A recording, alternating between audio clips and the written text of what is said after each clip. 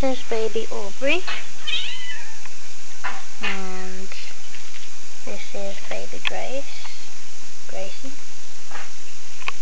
and this is another little one here. And these belong to my daughter, who is turning 7 soon.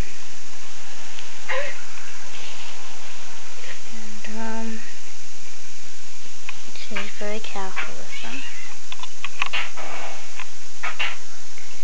She's done really well to look after them.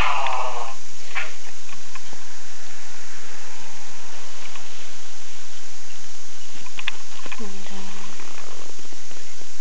I'm really happy with them. This one's actually our very first reborn doll, the first one we ever bought. And she's really cute. She's got the little scratch on her nose, she probably can't see that. Thanks for watching. I'll see if I can find some more. Bye.